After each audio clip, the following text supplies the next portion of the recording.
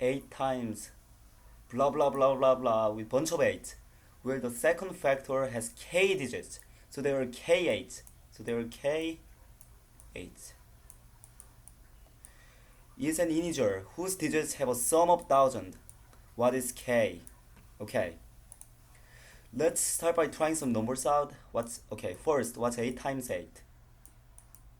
64. What's 8 times 88?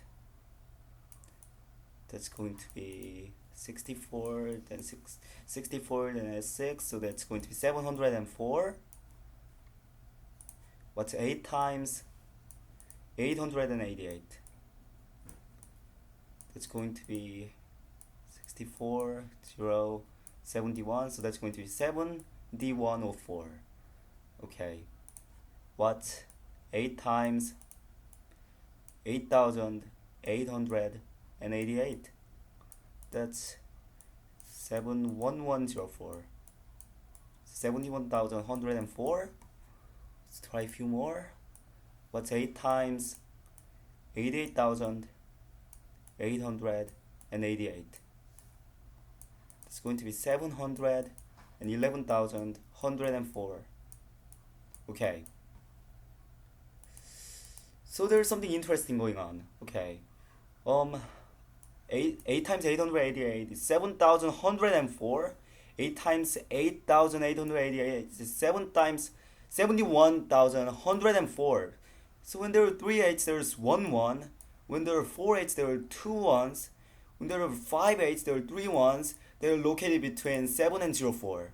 So 1s are located between 7 and 04, and as we increase this number, like if we keep adding 8, we keep adding 1 to the product of the number times 8.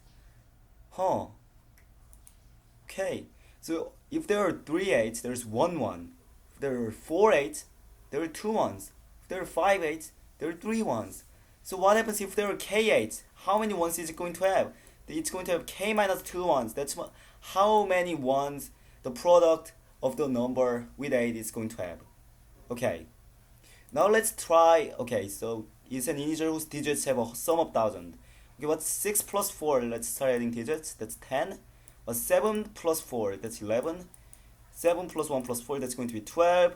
And we add one more to that, so that's going to be 13, and that's going to be 14, then 15, 16, so on.